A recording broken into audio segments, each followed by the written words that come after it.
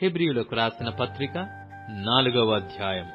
ఆయన యొక్క విశ్రాంతిలో ప్రవేశించుదుమను వాగ్దానము ఇంకా నిలిచియుండగా, మీలో ఎవడైనను ఒకవేళ ఆ వాగ్దానము పొందకుండా తప్పిపోయినేము అని భయము కలిగియుందుము.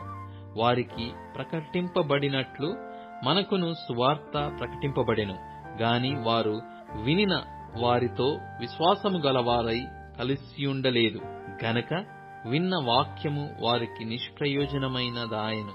కాగా జగత్పునాది వేయబడినప్పుడే ఆయన కార్యములన్నీ సంపూర్తి అయ్యున్నను ఆ విశ్రాంతిని గూర్చి నేను కోపముతో ప్రమాణము చేసినట్టు వారు నా విశ్రాంతిలో ప్రవేశింపరు అని ఆయన చెప్పిన మాట అనుసరించి విశ్వాసులమైన మనము ఆ విశ్రాంతిలో ప్రవేశించుచున్నాము.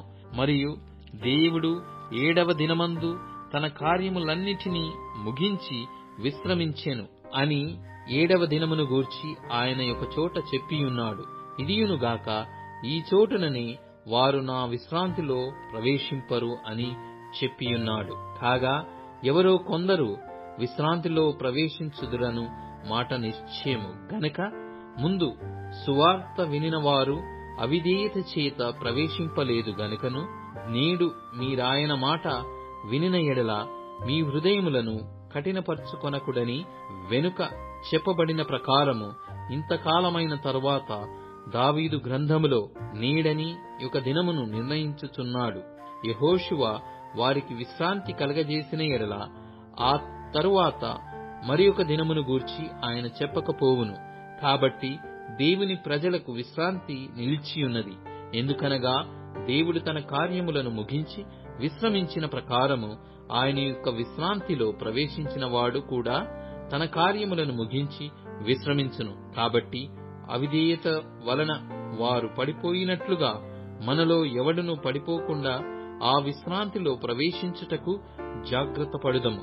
ఎందుకనగా దేవుని వాక్యము సజీవమై బలము గలదై రెండంచులు గల ఎటువంటి ఖడ్గము కంటెను వాడిగా ఉండి ప్రాణాత్మలను కీళ్లను మూలుగను విభజించునంత మట్టుకు దూరుచు హృదయము యొక్క తలంపులను ఆలోచనలను శోధించుచున్నది.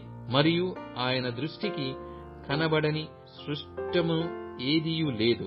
మనమెవనికి లెక్క చెప్పవలసి ఉన్నదో ఆ దేవుని కనులకు సమస్తమును మరుగులేక తేటగా ఉన్నది.